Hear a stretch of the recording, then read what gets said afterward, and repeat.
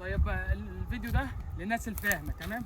المكان ده فيه كذا مشكله تخص الاشجار دي. اول مشكله زي ما انتم شايفين، انا مش هتكلم عنها، هسيبكم انتوا تتكلموا عنها. ايه المشكله الاولى تمام؟ بس هتكلم على مشكله ثانيه هي في شجره الحمضيات دي تمام، اللي هي اليوسفندي جرب عليها محمود. دي فيها عده مشاكل تمام. اول حاجه فيها الموت الرجعي. الموت الرجعي ان تلاقي الغصن ابتدى ينشف من فوق بالطريقه دي تمام. طب ده حله ايه واسبابه ايه؟ اسبابه كتيره جدا.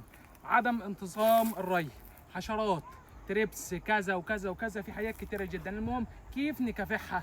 المكافحه ضروري جدا دي تتجلم الغصن اللي ناشف زي كده. تعالى يا محمود جرب عليها، جرب. او اللي ابتدى ينشف، يعني مثلا لو في حاجه ابتدت تنشف من عندي زي كده تمام، اخر النمو اللي هو يعني ده كده كله ناشف تمام، جرب عليه. اللي هنا ده كده كله ناشف تمام، يتقص من الاخر من هنا تمام. وضروري بعد كده يترش مبيد فطري نحاسي تمام. ان شاء الله لو نص الشجره حلو الكلام خربان، بص، لان ده الموت الرجعي هيسبب ان الشجره بالعمر ده بالحجم ده ممكن تموت. كده ترش مبيد فطري نحاسي تمام، وتترك الشجره وتسمتها حديد، تسمتها ان بي كي، تسمتها سماد عضوي، بس طبعا مش في فتره الحر زي كده اهوتي. بعدين ان شاء الله في الشتاء هترجع عندك الشجره ممتازه جدا. وزي ما قلت لكم المشكله الاولى انا ما اتكلمتش عنها، هعملها فيديو للناس الفاهمه اللي مستناها ترد عليا.